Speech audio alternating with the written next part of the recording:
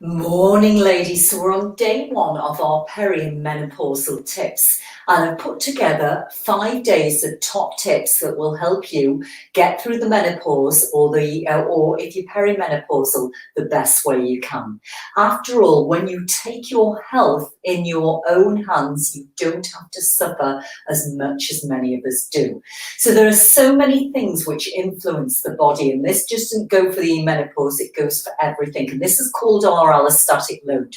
Well, first of all, ladies, the biggest thing you have to look at is if you want to see change in your body, you have to change your habits. I have so many people ringing me up for the studio with all sorts of problems, from menopause to chronic pain to wanting to improve as an athlete. But if we don't change our habits, we cannot expect to see change in our body, change in our mind, change in our soul, and change in our spirit.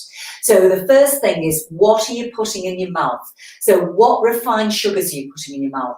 What processed foods are you putting in your mouth? You need to look at your grains, your wheat, your gluten, your caffeine, also the amount of pasteurised daily products that you're having, and also your alcohol. And I'm afraid that includes Prosecco.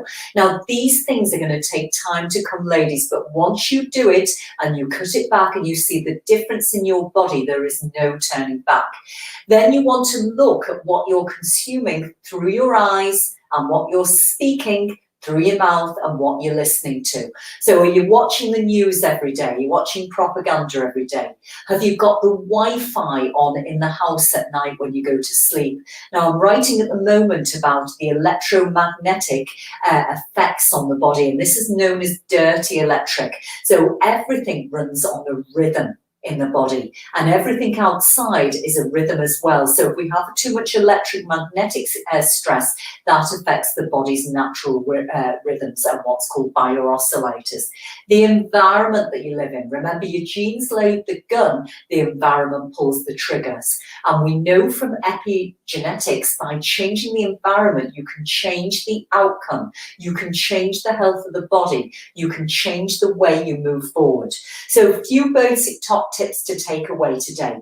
Eat a diet which is rich in fresh foods, particularly fresh fruit and vegetables. And I have an emphasis on vegetables which grow above the ground because they have a low glycemic index. So that's all your green leafy things. Exercise at a suitable level. So a lot of ladies I'm talking to are doing HIIT, insanity, spinning. These are all more stress to the body. No wonder you're putting on more weight and not losing it. So you need to find gentler forms of exercises. Walking's very good.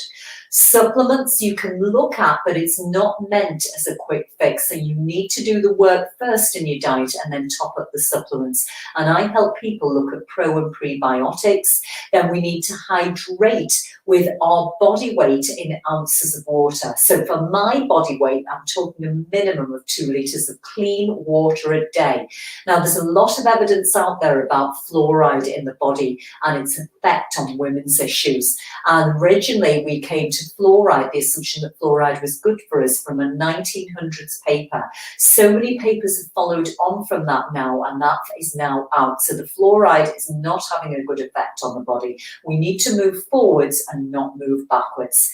Breath work, looking at the way we breathe. Meditation, having calm time for you, being around people that you love. So make sure you schedule you time, ladies. So the reason why I love face-to-face classes, it gives ladies a chance to come to the studio, meet other like-minded people, and they're meeting people, and it's a bit of social, and they're doing something for their body, taking their life forwards at the same time.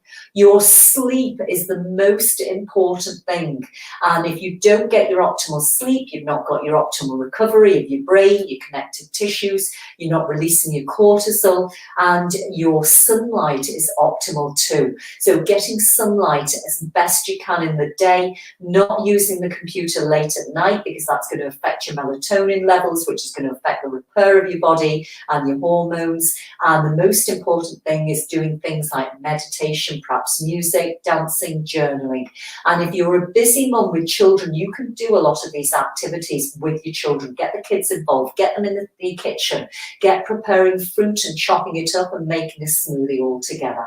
So that's my day one of top tips for peri and menopausal women. And don't forget, ladies, if you want to see change in your body, you have to do change in your habits. If you're starting back at the gym or exercise classes today, fantastic, but your body is a result of what you've been doing during lockdown. Have a fabulous day wherever you are around the world, and I look forward to seeing you tomorrow for day 2 of Peri